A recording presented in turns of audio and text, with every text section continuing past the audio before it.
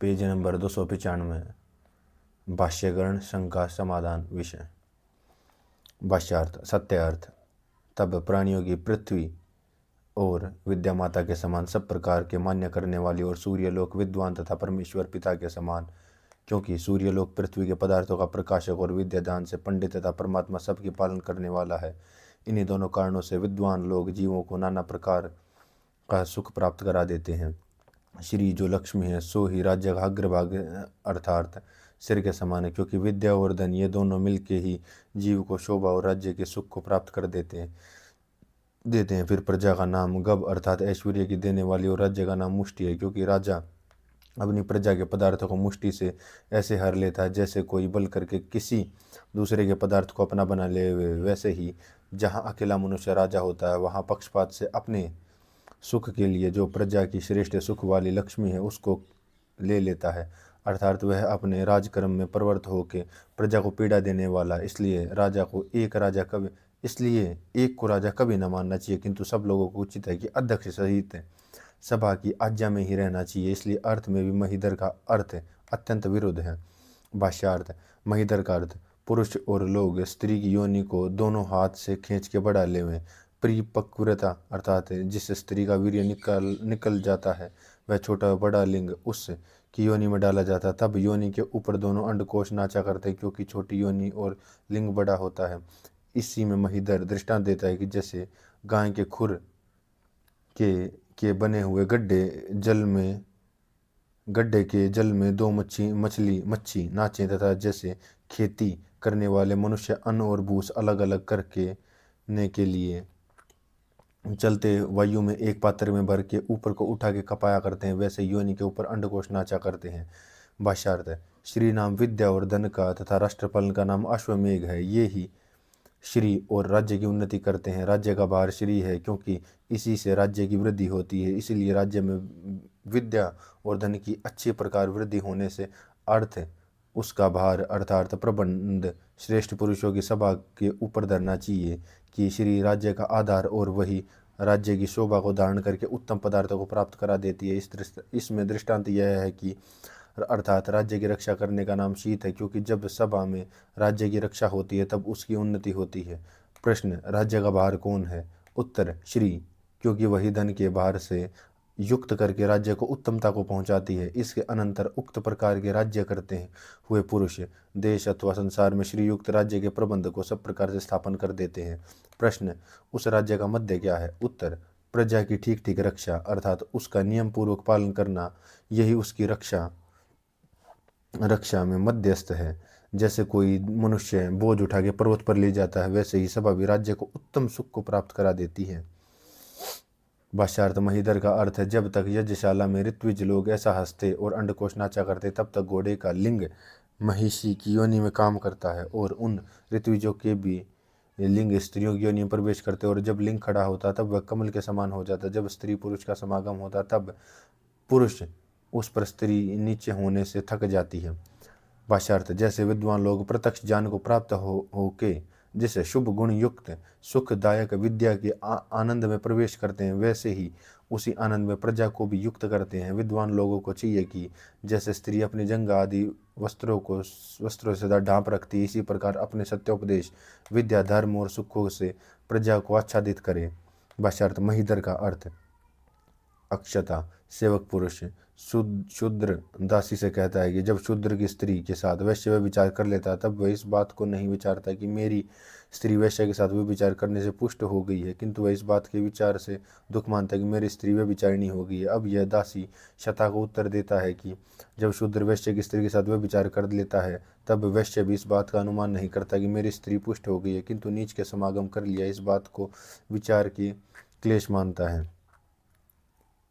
भाष्यार्थ। यहाँ प्रजा का यव और राष्ट्र का नाम हरिण है, क्योंकि जैसे मृग पशु पराय खेत में जवों को खाकर आनंदित होते हैं, वैसे स्वतंत्र पुरुष राज्य के होने के उत्तम पदार्थों को ग्रहण कर लेते हैं। अथवा जैसे मांसाहारी मनुष्य पुष्ट पशु को मार के उसका मांस खा जाता है, वैसे ही एक मनुष्य राजा होके प्रजा का नाश करने हारा होता है, क्योंकि वह सदा अपनी ही उन्नति चाहता है। और शूद्र तथा वैश्य का अभिषेक करने से वह विचार और प्रजा का धन हरण अधिक होता है। इसलिए किसी एक मूर्ख व लोभी को सभाध्यक्षादि उत्तम अधिकार नहीं देना चाहिए। इस सत्य अर्थ से महिधर उल्टा चला गया। भाष्यार्थ।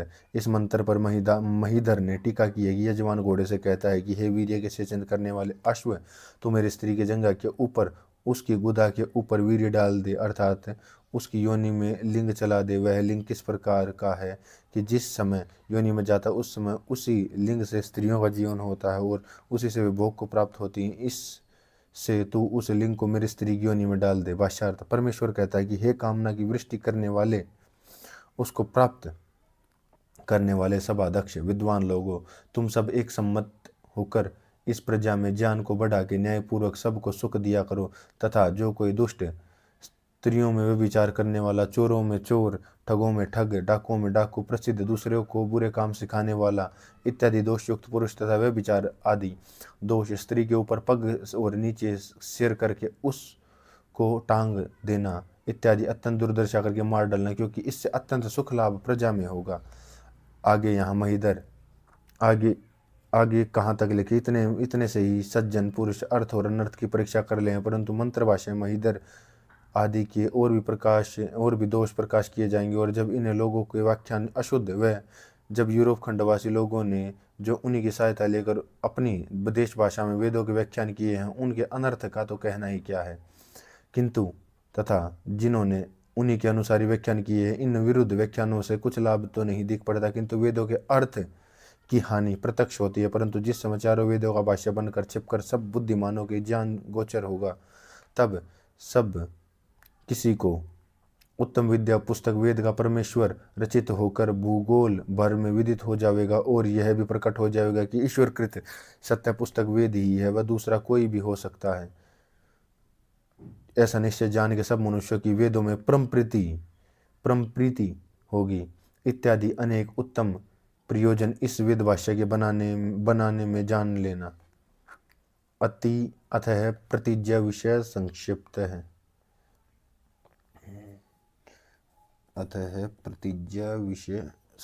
है। भाष्यार्थ। इस वेद भाष्य में शब्द और उनके अर्थ कर्मकांड का वर्णन करेंगे, परंतु लोगों को कर्मकांड में लगाए हुए वेद मंत्रों में जहाँ जहाँ जो कर्म अग्निहोत्र से लेकर अश्वमेघ के अंत पर्यंत करने चाहिए, उनका वर्णन यहाँ नहीं किया जाएगा, क्योंकि उनके अनुष्ठान का यथार्थ विनियोग ऐत्रेय, शतपथादि ब्राह्मण, पूर्व मीमांसा, श्रोत्र और गृह सूत्र आदि को में कहा हुआ है। उसी को फिर कहने से पीसे को पीसने का समतुल्य अल्पज्ञ पुरुषों के लेख के समान दोष इस भाष्य में भी आ सकता है। इसलिए जो कर्मकांड वेदानुकूल युक्ति प्रमाण सिद्धि है, उसी को मानना योग्य है, अयुक्त नहीं। ऐसा ही उपासना कांड विषयक मंत्रों में के विषयों में भी पतंजलि, सांख्य, वेदांत और उपनिषदों की रीति से ईश्वर की उपासना जान लेना, परंतु केवल मूल मंत्रों ही के अर्थानुकूल का अनुष्ठान और प्रतिकूल का परित्याग करना चाहिए, क्योंकि जो मंत्रार्थ वेदोक्त हैं सबको स्वतः प्रमाण और ईश्वर के कहे हुए हैं, और जो ग्रंथ वेदों से भिन्न है वे केवल वेदार्थ के अनुकूल होने से प्रमाणिक हैं, ऐसा न हो तो नहीं। ऐसे ही व्याकरण आदि शास्त्रों के बोध से उदात, अनुदात, स्वरित, एक श्रुत आदि स्वरों का ज्ञान और उच्चारण तथा पिंगल सूत्रों से छंदों और षड्जादि स्वरों का ज्ञान अवश्य करना चाहिए। जैसे अग्नि मिले, यहाँ आकार के नीचे अनुदात का चिन्ह अग्नि उदात है, इसलिए उस पर चिन्ह नहीं लगाया गया। मी के ऊपर स्वरित का चिन्ह है, डे में प्रत्यय और एक श्रुति स्वर है। यह बात ध्यान में रखना। इसी प्रकार से जो व्याकरण आदि के विषय लिखने के योग्य होंगे वे सब संक्षेप से आगे लिखे जाएंगे, क्योंकि मनुष्य को उनके समझने में कठिनता होती है। इसलिए उनके साथ में अन्य प्रमाणिक ग्रंथों के विषय भी लिखे जाएंगे कि जिनके सहाय से वेदों का अच्छी प्रकार विदित हो सके। इस भाषा में पद पद का अर्थ पृथक पृथक क्रम से लिख दिया जाएगा, कि जिससे नवीन टीकाकारों के लेख से जो वेदों में अनेक दोषों की कल्पना की गई है उन सब की निवृत्ति होकर उनके सत्य अर्थों का प्रकाश हो जाएगा, तथा जो शाण, महादव, महिधर और अंग्रेजी व अन्य भाषाओं में उल्थे व भाष्य किए जाते हुए गए हैं, जो देशांतर भाषाओं में टीका है, उनका अनर्थ व्याख्यानों का निवारण होकर मनुष्य को वेदों के सत्यार्थों को देखने में अत्यंत सुख लाभ पहुँचेगा, क्योंकि बिना सत्यार्थ के प्रकाश के देखे मनुष्यों की ब्रह्म निवृत्ति कभी नहीं हो सकती। जैसे प्रमाण्य विषय में सत्य और असत्य कथाओं को देखने से ब्रह्म की निवृत्ति हो सकती है, ऐसा यहाँ भी समझ लेना चाहिए। इत्यादि प्रयोजनों के लिए इस वेद भाष्य के बनाने का आरंभ किया था। किया है। अतः प्रश्नोत्तर विषय। प्रथम प्रश्न, वेदों के 4 विभाग क्यों किए? उत्तर, भिन्न भिन्न विद्याओं को जानने के लिए। अर्थात जो 3 प्रकार की गान विद्या है वह तो एक तो यह है कि उदात्त और षड्जादि स्वरों का उच्चारण ऐसी शीघ्रता से करना जैसा कि ऋग्वेद के स्वरों का उच्चारण द्रुत अर्थात शीघ्र वृत्ति में होता है। दूसरा, मध्यम वृत्ति, जैसा कि यजुर्वेद के स्वरों का उच्चारण ऋग्वेद के मूल मंत्रों के दूने काल में होता है। तीसरा, विलंब वृत्ति, जिसमें प्रथम वृत्ति से तिगुना काल लगता है, जैसा कि सामवेद के स्वरों के उच्चारण व गान में होता है। फिर उन्हीं तीनों की वृत्तियों के मिलाने से अथर्ववेद का भी उच्चारण होता है, परंतु इसका द्रुत वृत्ति में उच्चारण अधिक होता है, इसलिए वेदों के 4 विभाग हुए हैं। तथा कहीं कहीं एक मंत्र का 4 वेदों में पाठ करने का यही प्रयोजन है कि वह पूर्वोक्त 4 प्रकार की गान विद्या में गाया जावे। प्रकार तथा प्रकरण भेद से कुछ कुछ अर्थभेद भी होता है, इसलिए कितने ही मंत्रों का पाठ 4 वेदों में किया जाता है। ऐसे ही ऋग्वेद में सब पदार्थों के गुणों का प्रकाश किया है, जिससे उनमें प्रीति बढ़कर उपकार लेने का ज्ञान प्राप्त हो सके, क्योंकि बिना प्रत्यक्ष ज्ञान के संस्कार और प्रवृत्ति का आरंभ नहीं हो सकता, और आरंभ के बिना यह मनुष्य जन्म व्यर्थ ही चला जाता है। बिना प्रत्यक्ष ज्ञान के संस्कार और प्रवृत्ति का, बिना प्रत्यक्ष ज्ञान के, इसलिए ऋग्वेद की प्रथम गणना है। तथा यजुर्वेद में क्रियाकांड का विधान है, सो ज्ञान के पश्चात क्रिया कर्ता की प्रवृत्ति यथावत हो सकती है, क्योंकि जैसा ऋग्वेद में गुणों का कथन किया है वैसा यजुर्वेद में अनेक विद्याओं को ठीक प्रकार करने के लिए संसार में व्यवहारिक पदार्थों से उपयोग सिद्ध होना होता है, जिनसे लोगों का नाना प्रकार का सुख मिले, क्योंकि जब तक कोई क्रिया विधि पूर्वक न की जाए तब तक उसका अच्छी प्रकार भेद नहीं खुल सकता। इसलिए जैसा कुछ जानना व कहना वैसा ही करना चाहिए, तभी ज्ञान का फल और ज्ञानी की शोभा होती है। तथा यह भी जानना आवश्यक है कि जगत का उपकार मुख्य करके 2 ही प्रकार का होता है, एक आत्मा और दूसरा शरीर का। अर्थात विद्यादान से आत्मा और श्रेष्ठ नियमों से उत्तम पदार्थों की प्राप्ति करके शरीर का उपकार होता है। इसलिए ईश्वर ने ऋग्वेद आदि का उपदेश किया है कि जिनसे मनुष्य लोग ज्ञान और क्रियाकांड को पूर्ण रीति से जान लें, तथा सोमवेद से ज्ञान और आनंद की उन्नति और अथर्ववेद से सर्व संशयों की निवृत्ति, इसलिए इनके 4 विभाग किए हैं। प्रश्न, प्रथम ऋग, दूसरा यजु, तीसरा साम और चौथा अथर्ववेद। इस क्रम से क्यों 4 वेद किए हैं? जब तक गुणी का ज्ञान मनुष्य को नहीं होता तब पर्यंत उनमें प्रीति से प्रवृत्ति नहीं हो सकती, और इसके बिना शुद्ध क्रिया आदि के अभाव से मनुष्य को सुख भी नहीं हो सकता। इसलिए वेदों के 4 विभाग किए हैं, जिससे प्रवृत्ति हो सके, क्योंकि जैसे इस गुण ज्ञान से विद्या को जानने से पहले ऋग्वेद की गणना योग्य है, वैसे ही पदार्थों के गुण ज्ञान के अनंतर क्रिया रूप उपकार करके सब जगत का अच्छी प्रकार से हित भी सिद्ध हो सके। इस विद्या को जानने के लिए यजुर्वेद की गिनती दूसरी बार की गई है। ऐसे ही ज्ञान, कर्म और उपासना कांड की वृद्धि का फल कितना और कहाँ तक होना चाहिए, इसका विधान सामवेद में लिखा गया है, इसलिए उसको तीसरा गिना है। ऐसे ही तीनों वेदों में जो विद्या है उन सब के शेष भाग की पूर्ति विधान सब विद्याओं की रक्षा और संशय निवृत्ति के लिए अथर्ववेद को चौथा गिना है। सो गुण ज्ञान, क्रिया विज्ञान, इनकी उन्नति तथा रक्षा को पूर्वापर कर्म से जान लेना, अर्थात ज्ञान कांड के लिए ऋग्वेद, क्रिया कांड के लिए यजुर्वेद, इनकी उन्नति के लिए सामवेद और शेष अन्य रक्षाओं के प्रकाश करने के लिए अथर्ववेद की प्रथम, दूसरी, तीसरी और चौथी करके संख्या बांधी है। क्योंकि रचय स्तुतो यज्ञ देव पूजा संगति कर्ण दानेशु और शो अंतकरण कर्माणि और सांत्व प्रयोगे अथर्वतीयसी चरति कर्मा। इन अर्थों के विद्यमान होने से चारों वेदों अर्थात ऋग, यजु, साम और अथर्व की ये चारों संज्ञा रखी हैं। तथा अथर्ववेद का प्रकाश ईश्वर ने इसलिए किया है कि जिसमें तीनों वेदों की अनेक विद्याओं के सब विघ्नों का निवारण और उनकी गणना अच्छी प्रकार से हो सके। प्रश्न, वेदों की 4 संहिताओं का प्रयोजन क्या है? उत्तर, विद्या के जानने वाले मंत्रों के प्रकरण में जो पूर्वापर का ज्ञान होता है उससे वेदों में कही हुई सब विद्या सुगमता से जान ली जाए इत्यादि प्रयोजन संहिताओं के करने में है। प्रश्न, अच्छा, अब आप यह तो कहिए कि वेदों में जो अष्टक, अध्याय, मंडल, सूक्त, षटक, कांड, वर्ग, दष्टि, त्रियक और अनुवाक रखे हैं, ये किस लिए हैं? उत्तर, इनका विधान इसलिए है कि जिससे पठन पाठन मंत्रों की गिनती बिना कठिनता से की जाए तथा सब विद्याओं के पृथक पृथक प्रकरण निर्भरता के साथ विदित होकर सब विद्या व्यवहारों में गुण और गुणी के ज्ञान द्वारा मनन और पूर्व पर स्मरण होने के अनुवृत्ति पूर्वक आकांक्षा, योग्यता, आसक्ति और तात्पर्य सबको विदित हो सके इत्यादि प्रयोजन के लिए अष्टकादि किए गए हैं। प्रश्न, प्रीति मंत्रों के साथ ऋषि देवता छंद और स्वर किस लिए रखते हैं? प्रति मंत्रों के साथ ऋषि देवता छंद स्वर इसलिए किस लिए रखते हैं? उत्तर, ईश्वर जिस समय आदिकाल में वेदों का प्रकाश कर चुका तभी से प्राचीन ऋषि लोग वेद मंत्रों के अर्थों का विचार करने लगे। फिर उनमें से जिस जिस मंत्र का अर्थ जिस जिस ऋषि ने प्रकाशित किया उसका नाम उसी मंत्र के साथ स्मरण के लिए रखा गया है। इसी कारण से उनका नाम ऋषि भी हुआ है और उन्होंने ईश्वर के ध्यान और अनुग्रह से बड़े प्रयत्न के साथ वेद मंत्रों के अर्थों का यथावत जानकर सब मनुष्यों के लिए पूर्ण उपकार किया है। इसलिए विद्वान लोग वेद मंत्रों के साथ उनका स्मरण करते हैं। इस विषय में अर्थ सहित प्रमाण लिखते हैं। जो मनुष्य अर्थ को समझे बिना अध्ययन व श्रवण करते हैं उनका सब परिश्रम निष्फल हो जाता है। जो मनुष्य अर्थ को समझे बिना अध्ययन व श्रवण करते हैं। वाणी का क्या फल? प्रश्न, वाणी का क्या फल है? अर्थ को ठीक ठीक जान के उसके अनुसार व्यवहारों में प्रवृत्त होना वाणी का फल है। और जो लोग इस नियम पर चलते हुए साक्षात धर्मात्मा अर्थात ऋषि कहलाते हैं। इसलिए जिन्होंने सब विद्याओं को यथावत जाना वे ऋषि हुए हैं। जिन्होंने अपने उपदेश से अवर अर्थात अल्प बुद्धि मनुष्यों को वेद मंत्रों के अर्थों का प्रकाश कर दिया है। प्रश्न, किस प्रयोजन के लिए? उत्तर, वेदार्थ प्रचार की परंपरा स्थिर रहने के लिए तथा जो लोग वेदादि शास्त्र पढ़ने को कम समर्थ हैं वे जिससे सुगमता से वेदार्थ जान लेवें। इसलिए निघंटु और निरुक्त आदि ग्रंथ भी बना दिए गए हैं कि जिनके सहाय से सब मनुष्य वेद और वेदांगों को ज्ञान पूर्वक पढ़कर उनके सत्य अर्थों का प्रकाश करें। निघंटु उसको कहते हैं जिसमें तुल्य अर्थ और तुल्य कर्म वाले धातुओं की व्याख्या एक पदार्थ को अनेकार्थ तथा अनेक अर्थों का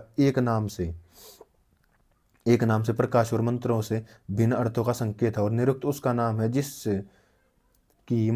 जिसमें मंत्रों की व्याख्या और जिन मंत्रों में जिन जिन पदार्थों की प्रधानता से स्तुति की है उनके मंत्र में देवता जानने चाहिए। अर्थात जिस जिस मंत्र का जो जो अर्थ होता है वही उसका देवता कहता है। सो यह इसलिए है कि जिससे मंत्रों को देख के उनके अभिप्रायार्थ का यथार्थ ज्ञान हो जाए इत्यादि प्रयोजन के लिए देवता शब्द मंत्र के साथ लिखा गया है। ऐसे ही जिस जिस मंत्र का जो जो छंद है सो भी उसके साथ इसलिए लिख दिया गया है कि उससे मनुष्यों को छंदों का ज्ञान भी यथावत होता है रहे तथा कौन कौन से का किस किस छंद स्वर में गाना चाहिए इस बात को भी जानने के लिए उनके साथ में षड्जादि स्वर लिखे जाते हैं। जैसे गायत्री छंद वाले मंत्रों का षड्ज स्वर में गाना चाहिए। ऐसे ही और भी बता दिए गए हैं जिससे मनुष्य लोग गान विद्या में प्रवीण हो। इसलिए वेद में प्रत्येक मंत्रों के साथ उनके षड्ज आदि स्वर लिखे जाते हैं। प्रश्न, वेदों में अनेक बार अग्नि, वायु, इंद्र, सरस्वती आदि शब्दों का प्रयोग किस लिए किया गया है?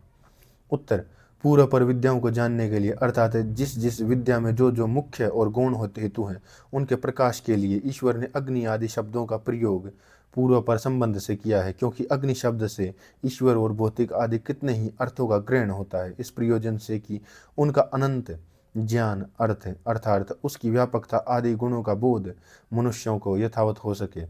फिर इसी अग्नि का शब्द से पृथ्वी आदि भूतों के बीच में जो प्रत्यक्ष अग्नि तत्व है वह शिल्प विद्या का मुख्य हेतु होने के कारण उसका ग्रहण प्रथम ही किया जाए तथा ईश्वर के सब को धारण करने और उसके अनंत बल आदि गुणों का प्रकाश जानने के लिए वायु का शब्द का ग्रहण किया गया है तथा शिल्प विद्या में अग्नि का सहायकारी और मूर्त द्रव्य का धारण करने वाला मुख्य वायु है। इसलिए प्रथम सूक्त में अग्नि का और दूसरे में वायु का ग्रहण किया गया है तथा ईश्वर के अनंत गुण विदित होने और भौतिक वायु से योगाभ्यास करके विज्ञान तथा शिल्प विद्या में उत्तम ऐश्वर्य की प्राप्ति कराने के लिए इंद्र शब्द का तीसरे स्थान में किया है। क्योंकि अग्नि और वायु की विद्या से मनुष्यों को अद्भुत कला कौशल आदि बनाने की युक्ति ठीक ठीक जान पड़ती है तथा अश्वादि शब्द का ग्रहण तीसरे सूक्त और चौथे स्थान में इसलिए किया गया है कि उससे ईश्वर की अनंत क्रिया शक्ति विदित हो। क्योंकि शिल्प विद्या में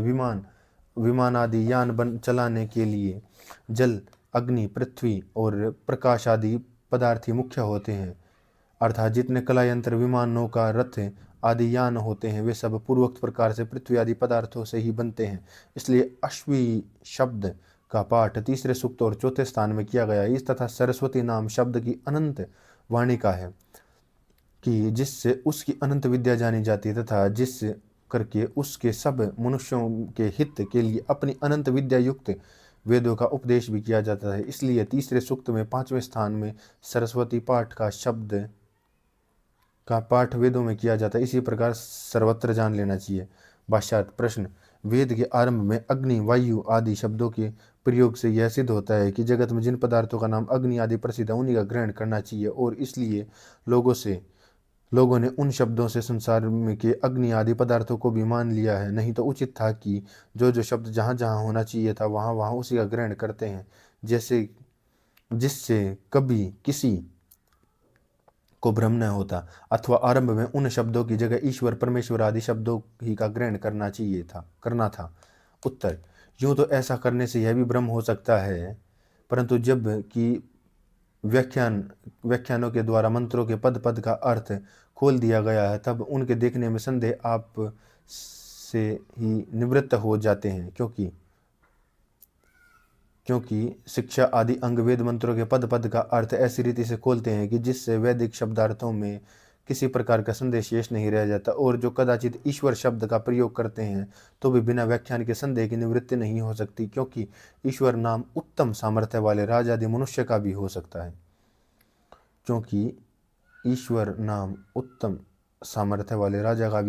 है। और किसी किसी को ईश्वर संज्ञा ही होती है, तथा जो सब ठिकाने एकार्थवाची शब्दों का प्रयोग करते तो भी अनेक कोटि श्लोक तथा हजार ग्रंथ वेद के बन जाने का संभव था, परंतु विद्या का पारावार फिर भी नहीं आता, और न उनको मनुष्य लोग कभी पढ़ा सकते हैं। तथा इस प्रयोजन अर्थात सुगमता के लिए ईश्वर ने अग्नि आदि शब्दों का प्रयोग करके व्यवहार और परमार्थ इन दोनों बातों को सिद्ध करने वाली विद्याओं का प्रकाश किया है कि जिससे मनुष्य लोग थोड़े ही काल में मूल विद्याओं को जान लें।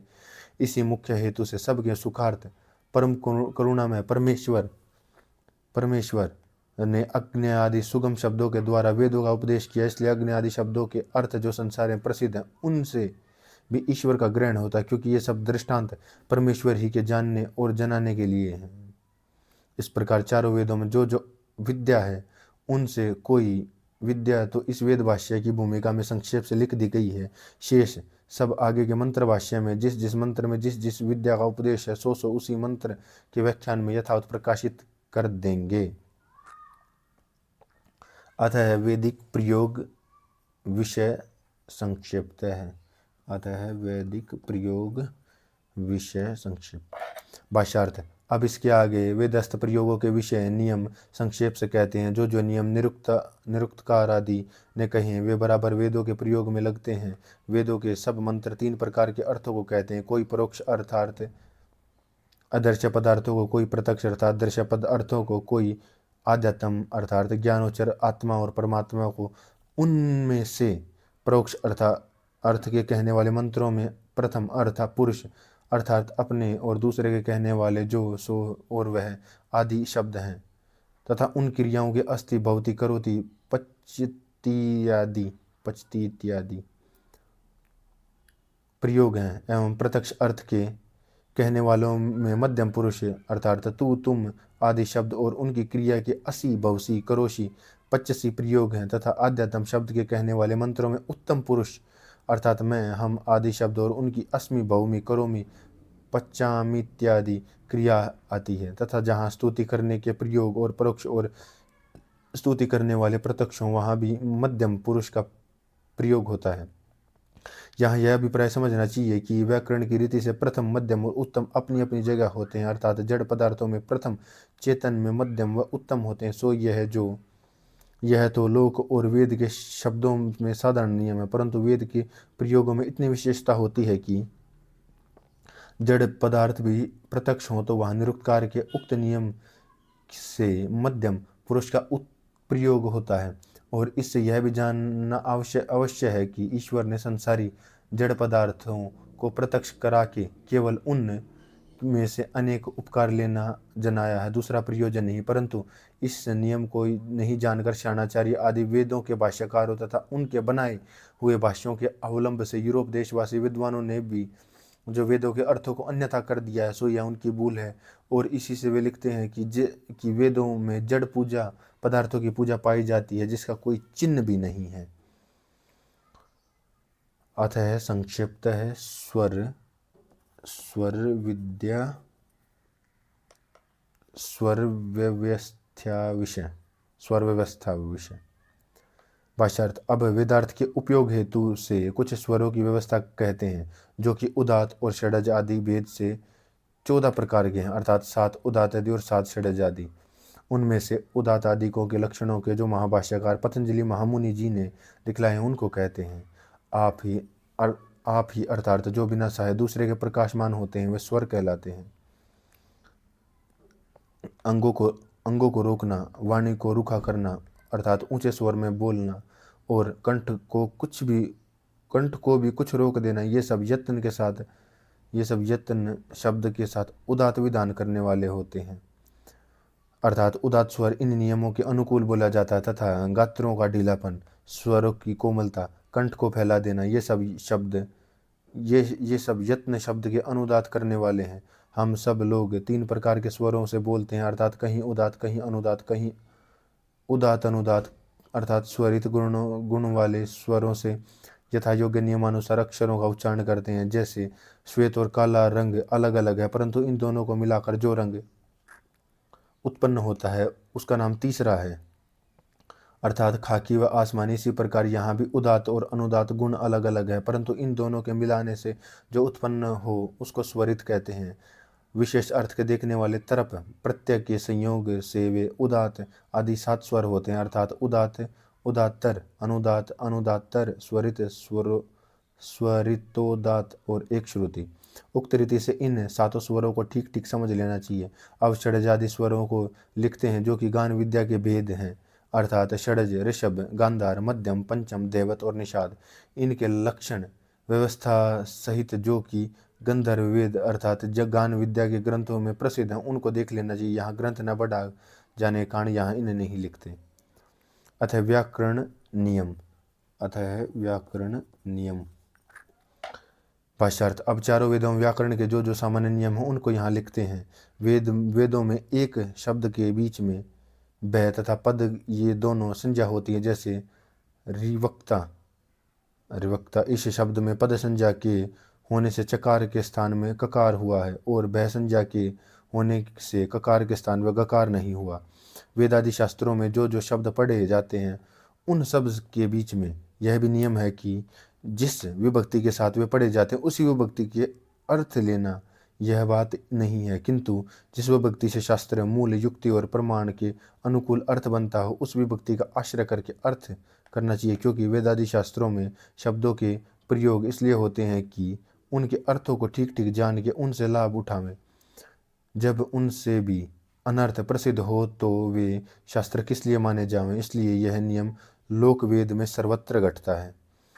तीसरा नियम यह है कि वेद तथा लोक में बहुत शब्द एक अर्थ के वाची होते हैं, और एक शब्द भी बहुत अर्थों का वाची होता है। जैसे अग्नि, वायु, इंद्र आदि बहुत शब्द एक परमेश्वर अर्थ के वाची, और इस प्रकार से वे शब्द संसारी पदार्थों के नाम से अनेकार्थ हैं, अर्थात इस प्रकार के एक एक शब्द कई कई अर्थों के वाची होते हैं। व्याकरण में जो गति और उपसर्ग संज्ञक शब्द हैं, वे वेद में क्रिया के आगे पीछे दूर अर्थात व्यवधान में होते हैं। जैसे उप प्रयोग विरागत अर्थात आगतम क्रिया के साथ उप लगता है, तथा आयातमुप यहाँ उप आयातम क्रिया के पूर्व लगता है इत्यादि। इसमें विशेष यह है कि लोक में पूर्वोक्त शब्द क्रिया के पूर्व ही सर्वत्र लगाए जाते हैं। भाष्यार्थ। इत्यादि पाठ से यह प्रयोजन है कि वेदों में षष्ठी विभक्ति के स्थान में चतुर्थी हो जाती है, लौकिक ग्रंथों में नहीं। इसमें ब्राह्मणों के उदाहरण इसलिए दिए जाते हैं कि महाभाष्यकार ने ब्राह्मणों को वेदों के तुल्य मान के, अर्थात इनमें जो व्याकरण के कार्य होते हैं वे ब्राह्मण में भी हो जाते हैं, और जो न माने तो द्वितीय ब्राह्मण। इस सूत्र में से ब्राह्मण शब्द की अनुवृत्ति हो जाती है। फिर इस सूत्र में छंद शब्द का ग्रहण व्यर्थ हो जाएगा। इस सूत्र में अद धातु के स्थान पर गृष्ले आदेश बहुल्य अर्थात बहुधा होता है। वेदों में शप प्रत्यय का लुक बहुल करके होता है और कहीं नहीं भी होता, जैसे वत्रम हन्नति, यहाँ शप का लुक प्राप्त होता है, लुक प्राप्त था सो भी न हुआ, तथा त्रवदम यहाँ त्रिडंग धातु से प्राप्त नहीं था परंतु हो गया। महाभाष्यकार के नियम से शप के लुक करने में शयनादि का लुक होता है, क्योंकि शप के स्थान में शयनादि का आदेश किया जाता है। शप सामान्य होने से सब धातुओं से होता है, जब शप का लुक हो गया तो शयनादि प्राप्त नहीं होते। ऐसे श्रलु के विषय में समझ लेना। वेदों में शप प्रत्यय के स्थान में शलु आदेश बहुल करके होता है, अर्थात उक्त से भी नहीं होता और अनुक्त से भी हो जाता है। जैसे दाति यहाँ शप के स्थान में शलु प्राप्त था परंतु न हुआ, और वविष्ठि यहाँ प्राप्त नहीं फिर हो गया।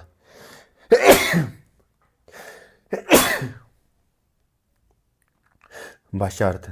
लेट लकार में जो सिप प्रत्यय होता है वह वेदों में बहुल करके संजक होता है कि जिससे वृद्धि आदि कार्य हो सके। जैसे यहाँ सिप को नित्य मान की वृद्धि हुई है। यह लेट में वेद विषयक विशेष नियम है।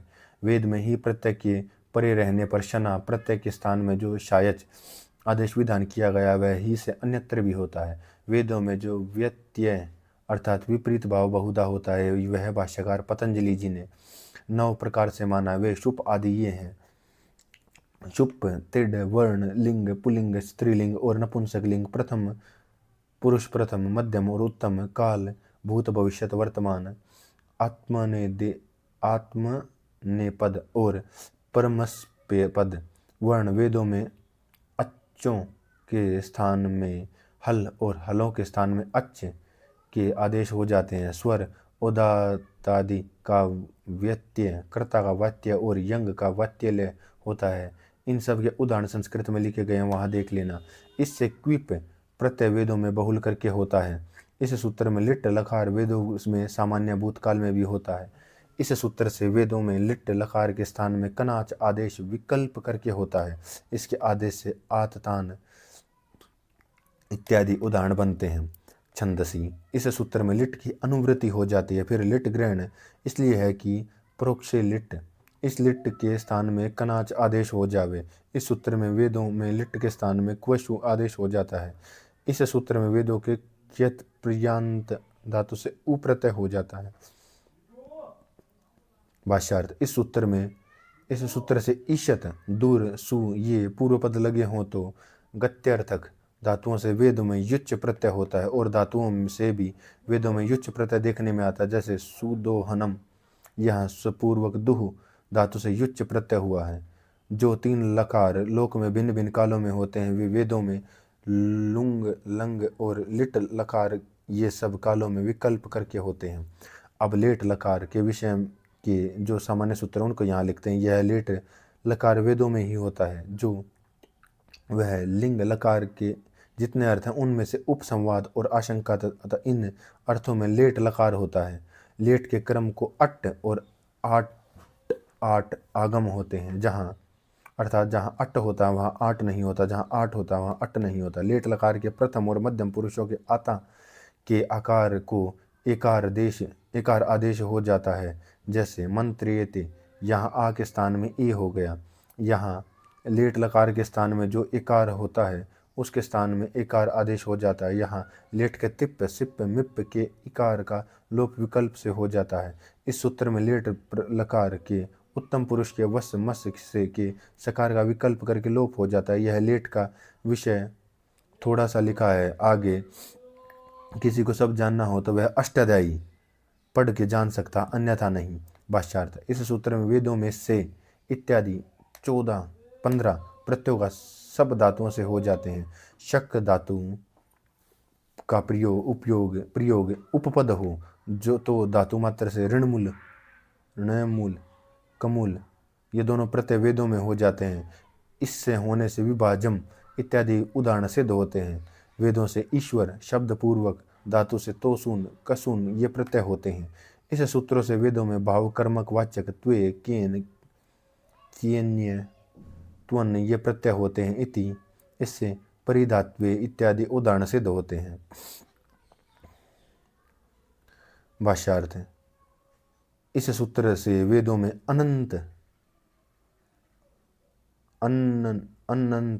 प्रतिपादिक में डिप प्रत्यय होता है। इस सूत्र में ब्रह्म आदि प्रतिपादिकों में वेदों में डिश प्रत्यय नित्य होता है।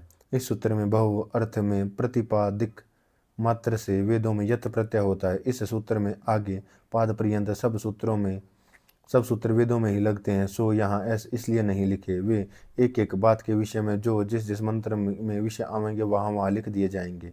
इस सूत्र में प्रातिपादिक मात्र से भिन्न प्रत्यय वेदों में मापुत के अर्थ में बहुल करके होता है। इस सूत्र में के ऊपर वैदिक शब्दों के लिए वार्तिक बहुत हैं परंतु विशेष हैं, इसलिए नहीं लिखे। इस सूत्र में वेदों के समा शांत टच प्रत्यय विकल्प करके होता है। इस महाभाष्यकार के वचन से यह बात समझनी चाहिए कि धातु पाठ में धातुओं के जितने अर्थ लिखे हैं उनसे अधिक और भी बहुत अर्थ हैं। जैसे ईड धातु का स्तुति करना तो धातु पाठ में अर्थ पड़ा है और चोदना आदि भी समझे जाते हैं। इसी प्रकार सर्वत्र जानना चाहिए। इससे धातुओं को अप्राप्त संप्रसारण होता है। इससे प्रथम विभक्ति को जस के स्थान में नपुंसकलिंग में शी आदेश होता है। इसका लोप वेदों में बहुत बहुल से हो जाता है। इस नियम में अप्राप्त की प्रकृति भाव वेदों से में होता है। इस सूत्र में देवताओं के द्वंद्व समास से में पूर्व पद को शीघ्र हो जाता है। जैसे सूर्य चंद्रमसो, यहाँ सूर्य शब्द दीर्घ हो गया। और इस सूत्र में जिस कार्य का विधान है उसको प्रतिषेध महाभाष्यकार दो वार्तिकों में से विशेष शब्दों में दिखाते हैं। जैसे इंद्रवायु, यहाँ इंद्र शब्द को दीर्घ नहीं हुआ। यह नियम लोक और वेद में सर्वत्र घटता है। इस सूत्र में प्रथम पुरुष के बहुवचन आत्मनेपद और जय प्रत्यय को रुट का आगम होता है।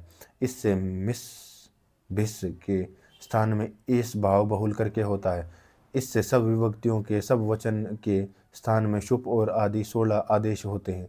इस सूत्र से वेदों का प्रथमा विभक्ति का बहुवचन जो जस है उसको असुक का आगम होता है। जैसे देव्या ऐसे होना चाहिए, वहाँ देव से या से ऐसा हो जाता है इत्यादि जान लेना चाहिए। भाष्यार्थ। इस सूत्र से वेदों में इट्ट का आगम होता है। इस सूत्र से वेदों में धातु के अभ्यास का इकारादेश हो जाता है।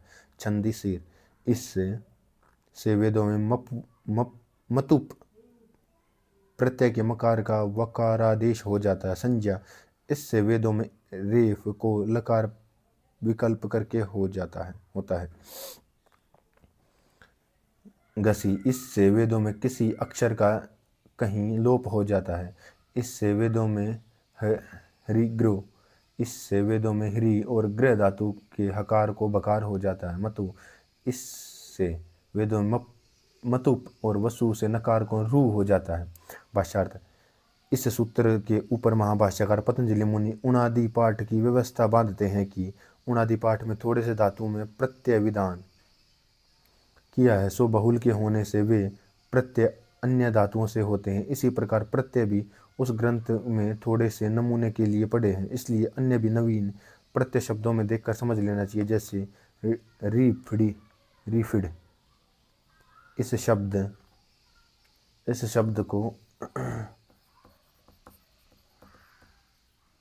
शब्द में री धातु से फिड़ प्रत्यय समझा जाता है। इसी प्रकार अन्यत्र भी जानना चाहिए तथा जितने शब्द उणादि गण से सिद्ध होते हैं उनमें जितने कार्य सूत्रों करके होना चाहिए वे सब नहीं होते, सो भी बहुल ही का प्रताप है। इनमें से जो कोई ऐसी शंका करे कि उणादि में जितने धातुओं में जितने प्रत्यय विधान किए गए हैं और जितने कार्य शब्दों की सिद्धि में सूत्रों से हो सकते हैं उनसे अधिक क्यों होते हैं, तो इसका उत्तर यह है कि वेदों में जितने शब्द हैं तथा संसार में असंख्य संज्ञादि शब्द हैं, ये सब अच्छी प्रकार सिद्ध नहीं हो सकते। इसलिए पूर्वोक्त 3 प्रकार के कार्य बहुल वचन से उणादि में होते हैं, जिनके होने से अनेक प्रकार के हजारों शब्द सिद्ध होते हैं। अब इस विषय में निरुक्तकारों का ऐसा मत है कि संज्ञा शब्द जितने हैं वे सब धातु और प्रत्ययों के बराबर सिद्ध होने चाहिए तथा व्याकरण आदि जितने ऋषि हैं उनमें से शाकटायन ऋषि का मत निरुक्तकारों के समान है और इनमें से भिन्न ऋषियों का मत यह है कि संज्ञा शब्द जितने हैं वे रूढ़ी हैं। अब इस बात का विचार करते हैं कि जिन शब्दों में धातु प्रत्यय मालूम कुछ भी नहीं होता वहाँ क्या करना चाहिए। उन शब्दों में इस प्रकार विचार करना चाहिए कि व्याकरण शास्त्र में जितने धातु और प्रत्यय हैं इनमें से जो धातु मालूम पड़ जाए तो नवीन प्रत्यय की कल्पना कर लेनी, और जो प्रत्यय जाना जाए तो नवीन धातु की कल्पना कर लेनी। इस प्रकार उन शब्दों का अर्थ विचार लेना चाहिए। और दूसरी कल्पना यह भी कि उन दोनों में जिस अनुबंध का कार्य दिखे वैसा धातु व प्रत्यय अनुबंध के सहित कल्पना करनी चाहिए। जैसे कोई आद्युदात शब्द हो उसमें अंज्य अथवा न अनुबंध से सहित प्रत्यय समझना, यह कल्पना सर्वत्र नहीं करने लगना, क्योंकि जो संज्ञा शब्द लोक वेद से प्रसिद्ध है उनके अर्थ जानने के लिए शब्दों के आदि के अक्षरों में धात्वर्थ की और अंत में प्रत्यक्षार्थ की कल्पना करनी चाहिए। ये शब्द सब ऋषियों का प्रबंध है, इसलिए यह शब्द सागर अथाह है। इसलिए अथाह है, इसकी था व्याकरण से नहीं मिल सकती, व्याकरण से नहीं मिल सकती। जो कहें कि ऐसा व्याकरण क्यों नहीं बनाएगा जिससे शब्द सागर के पार पहुंच सके, तो यह समझना चाहिए कितने ही पोते बनाते और जन्म जन्मांतरों पर पढ़ते तो भी पार होना दुर्लभ था। इसलिए सब पूर्वोक्त प्रबंध ऋषियों ने किया है जिससे शब्दों की व्यवस्था मालूम हो जाए। अतः अलंकार और भेद विषय भाष्यार्थ। अब कुछ अलंकारों के विषय में संक्षेप से लिखते हैं। उनमें से पहले उपमा अलंकार के 8 भेद हैं। वाचक लुप्ता, धर्म लुप्ता, धर्म वाक लुप्ता, वाचकोपमेय लुप्ता, उपमान लुप्ता, वाचकोपमान लुप्ता, धर्मापनुप लुप्ता, धर्मोपमान वाचक लुप्ता। इन 8 प्रकार में पूर्णपमालंकार पृथक है। इनमें जिसमें ये सब बने रहते हैं उसका लक्षण यह है कि वह 4 पदार्थों से बनता है। एक तो उपमान, दूसरा उपमेय, तीसरा उपमावाचक और चौथा साधारण धर्म। इनमें से उपमान उसको कहते हैं कि जिस पदार्थ की उपमा दी जाती है। उपमेय यह कहता है कि जिसको उपमान के तुल्य वर्णन करते हैं। उपमावाचक उसको कहते हैं जो कि तुल्य, समान, सदृश, इव, वत इत्यादि शब्दों के बीच में आने से किसी दूसरे पदार्थ के समान बोध करावे। साधारण धर्म वह होता है जो कर्म उपमान और उपमेय इन दोनों में बराबर वर्तमान रहता है। इन चारों के वर्तमान होने से पूर्णोपमा और इनमें से एक एक के लोप हो जाने से पूर्वोक्त 8 भेद हो जाते हैं।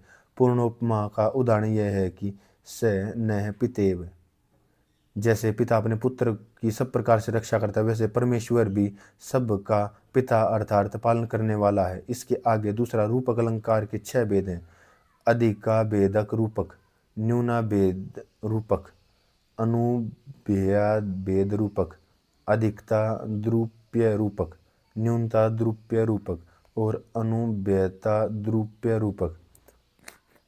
इसका लक्षण यह है कि उपमेय को उपमान बना देना और उसमें भेद नहीं रखना। जैसे यह मनुष्य साक्षात सूर्य है क्योंकि अपने विद्या रूप प्रकाश से अविद्या अंधकार का नाश नित्य करता है इत्यादि। तीसरा श्लेष अलंकार कहलाता है। उसके 3 भेद हैं, एक प्रकृत, दूसरा अप्रकृत, तीसरा प्रकृता प्रकृत विषय, जिसका लक्षण यह है कि किसी एक वाक्य का या शब्द से अनेक अर्थ निकले हैं वह श्लेष कहलाता है। जैसे नव कंबल, इस शब्द से 2 अर्थ निकले, एक नव है कंबल जिसके, दूसरे नवीन और कंबल जिसका। इस प्रकार वेदों में अग्नि शब्दों से कई अर्थ होते हैं, श्लेष अलंकार का ही विषय है। इसी प्रकार के और भी बहुत अलंकार हैं जो जहाँ जहाँ वेद भाष्य में आएंगे वहाँ वहाँ लिख दिए जाएंगे। भाष्यार्थ। इस मंत्र में अदिति शब्द के बहुत अर्थ हैं और बहुतेरे अर्थ इस शब्द के हैं, परंतु इस मंत्र में जितने हैं वे सब वेद भाष्य में अवश्य लिए जाएंगे। इस मंत्र में वारंवार न लिखेंगे किंतु वे सब अर्थ तो लिख दिए जाएंगे। वे अर्थ ये हैं: देव, अंतरिक्ष, माता, पिता, पुत्र, विश्व, देवा, पंचजन्या, जातय, जनित्व। अतः ग्रंथ संकेत विषय। अब वेद भाष्य में चारों वेदों के जहाँ जहाँ प्रमाण लिखे जाएंगे उनके संकेतों को दिखलाते हैं। देखो, ऋग्वेद का जहाँ प्रमाण लिखेंगे वहाँ ऋग्वेद का ऋग और मंडल सूक्त 1 मंत्र 1 इनका पहला दूसरा तीसरा क्रम के संकेत से जान लेना। ऋग्वेद 1 मंत्र 1 सूक्त 1। इस प्रकार यजुर्वेद का यह पहला अंक अध्याय का दूसरा मंत्र का जान लेना। यह एक सामवेद का नियम यह है कि सामवेद पूर्व यार्चिक का पूर्व पहला पाठक प्रपाठक का दूसरा दष्टी का तीसरा मंत्र का जानना चाहिए। जैसे साम पू 1-1-1 यह नियम पूर्ववार्चिक है। उत्तरार्चिक में प्रपाठकों में भी यह पूर्वार्ध उत्तरार्ध होते हैं। अर्ध प्रपाठक पर्यंत मंत्र संख्या चलती है, इसलिए प्रपाठक के अंग के आगे पूर्व व उ धरा जाएगा। उस पू से पूर्वार्ध प्रपाठक और उ से उत्तरार्ध प्रपाठक जान लेना होगा। इस प्रकार उत्तरार्चिक में 2 संकेत होंगे, साम उ 1 पूर्व 1 साम उ 1 उ 1। उसी प्रकार अथर्ववेद में अथर्व पहला अंक कांड का दूसरा वर्ग का तीसरा मंत्र का जान लेना। जैसे अथर्व 1-1-1।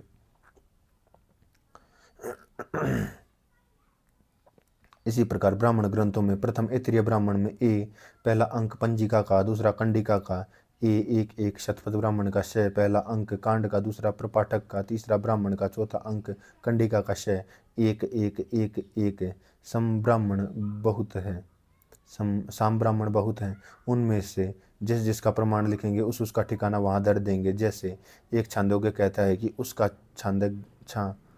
पहला अंक प्रपाठक का दूसरा खंड का तीसरे मंत्र का। जैसे छांदोग्य 1-1-1। गोपथ का ब्राह्मण कहता है कि उसका गो पहला अंक प्रपाठक का दूसरा ब्राह्मण का। जैसे गौ 1-1। इस प्रकार का संकेत चारों ब्राह्मणों में जान लेना होगा। ऐसे ही 6 शास्त्रों में प्रथम मीमांसा शास्त्र, उसका मीमांसा अध्याय पाद और सूत्र, ये 3 अंक क्रम से जानो। मीमांसा 1-1-1 दूसरा विशेषक पहला अंक अध्याय का दूसरा आहिक का तीसरा मंत्र सूत्र का। वैशेषिक 1-1-1 तीसरा न्याय शास्त्र का न्याय और 3 अंक विशेषक के समान जानो। चौथा योग शास्त्र का यो प्रथम अंक का पाद दूसरा योग सूत्र का यो 1-1 पांचवें सांख्य शास्त्र का सांख्य अध्याय का सूत्र के 2 अंक क्रम से जानो। जैसे सांख्य 1-1 छठवें वेदांत का वे अध्याय पाद और सूत्र के 3 अंक क्रम से वे 1-1-1 तथा अंगों में अष्टाध्यायी व्याकरण का अध्याय पाद सूत्र के 3 अंक क्रम से जानो। जैसे 1-1-1। इसी प्रकार जिस सूत्र के ऊपर महाभाष्य हुआ करेगा उस सूत्र का पता लिख के महाभाष्य का वचन लिखा करेंगे। उसी से उसका पता जान लेना चाहिए तथा निघंटु और निरुक्त में 2-2 अंक अध्याय और खंड के लिखे जाएंगे और तैत्तिरीय अरण्यक में 23 लिख के प्रपाठक और अनु के 2 अंक लिखे जाएंगे। ये संकेत इसलिए लिखे हैं कि बारंबार ठिकाना न लिखना पड़े, थोड़े ही से काम चल जाए। जिस किसी को देखना पड़े वह उन ग्रंथों में से देख लेना, और जिन ग्रंथों के संकेत यहाँ नहीं लिखे उनके प्रमाणों का जहाँ कहीं काम पड़ेगा तो लिख दिया जाएगा। परंतु इन सभी ग्रंथों के संकेतों को याद रखना सबको योग्य है कि जिससे देखने में परिश्रम न पड़े। यह भूमिका जो वेदों के प्रयोजन अर्थात वेद किस लिए और किसने बनाए हैं, उनमें क्या क्या विषय है इत्यादि बातों का अच्छी प्रकार प्राप्ति कराने वाली है। इसको जो लोग ठीक ठीक परिश्रम से पढ़ें और विचारेंगे उनका व्यवहार परमार्थ का प्रकाश संसार में मान्य और कामना सिद्धि अवश्य होगी। इस प्रकार जो निर्मल विषयों के विधान का कोश अर्थात खजाना और सत्य शास्त्रों के प्रमाणों से युक्त जो भूमिका है, इसको मैंने संक्षेप से पूर्ण किया है। अब इसके आगे उत्तम बुद्धि देने वाली परमात्मा की भक्ति